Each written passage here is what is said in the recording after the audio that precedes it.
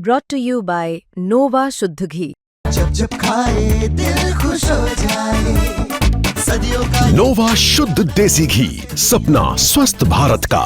I love घी घी घी घी घी घी।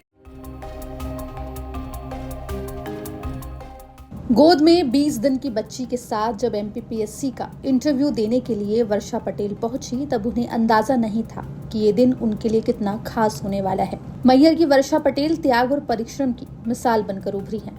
वर्षा ने MPPSC 2024 के परिणामों में महिला कैटेगरी से फर्स्ट रैंक हासिल करी है और वो डीएसपी बनी है। खास बात यह है कि एमपीपीएससी के इंटरव्यू से ठीक 20 दिन पहले वर्षा की डिलीवरी हुई थी और उन्होंने एक बच्ची को जन्म दिया था। और एमपीपीएससी 2024 का इंटरव्यू देने वर्षा अपनी 20 दिन की बच्ची को साथ लेकर पहुंची थी। सबसे पहले तो मैं कहना चाहूंगी कि जो भी लोग पीएससी की तैयारी कर रहे हैं वो बस लगे रहें, जब तक बनेंगे नहीं तब तक छोड़ेंगे नहीं, ये उनके लिए होना चाहिए। दूसरी चीज़, मेरा जो करियर है, जो मैंने बीच में जो भी स्टेप्स लिए हैं वो मैं बताना चाहूँगी कि मैं बस सिर्फ लगी रही और परिवार, सभी मेरे जितने भी परिवार के लोग हैं सबका सपोर्ट था इसमें।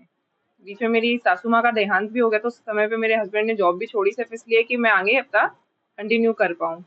और अगर शुरू से शुरू करें तो पहले तो सब बढ़िया चल रहा था, स्कूल के समय पे सब बढ़िया चल रहा था। उसके बाद बीच में जब मैं कॉलेज में आई तो मेरे पापा की डेथ हो गई थी। फर्स्ट टाइम में मेरे पापा की डेथ होने के बाद हम लोग दमोह से मैहर शिफ्ट हो गए। बेसिकली मतलब मेरी जो अर्ली एजुकेशन है वो दमोह में हुई है। फिर दमोह में पापा की डेथ होने के बाद हम लोग मतलब मूल रूप से मैहर से हैं, तो मैहर शिफ्ट हो गए। उसके बाद मैं यहाँ से अप डाउन करती थी, तो मैं कॉलेज में जा भी नहीं पाती थी कई बार, कभी प्रैक्टिकल्स नहीं दिए तो कभी इस चक्कर में मुझे एटी भी आई। पर ठीक है, पर कॉलेज का तो सब बढ़िया चला। उसके बाद कॉलेज हो गया। शादी के बाद मेरे हस्बैंड और इन-लॉज का बहुत सपोर्ट था, उस कारण मैंने वापस से तैयारी शुरू की और फिर मैं पीएससी में आ गई। पहले ही प्रयास में मेरा प्री तो निकल गया था, मेंस में निकला, इंटरव्यू तक पहुंची पर इंटरव्यू नहीं निकला था।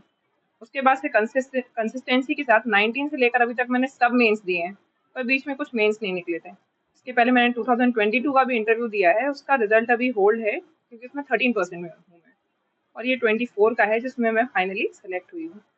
तो मैं ये कहना चाहूँगी कि जो लोग अभी कर रहे हैं प्रिपरेशन, वो बस लगे रहें और पढ़ें। वर्षा पटेल का ये तीसरा प्रयास था और इसमें उन्होंने सफलता हासिल कर डीएसपी का पद पाया है। वर्षा की सफलता से उनका पूरा परिवार खुश है। वर्षा के पति संजय कुमार इंजीनियर थे, लेकिन पत्नी के सपनों को पूरा करने के लिए उन्होंने अपनी नौकरी छोड़ दी और मैहर में रहकर व्यवसाय करने लगे ताकि वर्षा अपनी पढ़ाई कर सके। ये तो बहुत खुशी का ही माहौल है, क्योंकि एक सपना था उनका कि कुछ आगे करें, है ना। तो इसके लिए हमने सपोर्ट किया कि चलो ठीक है, जो करना है तो फिर करो।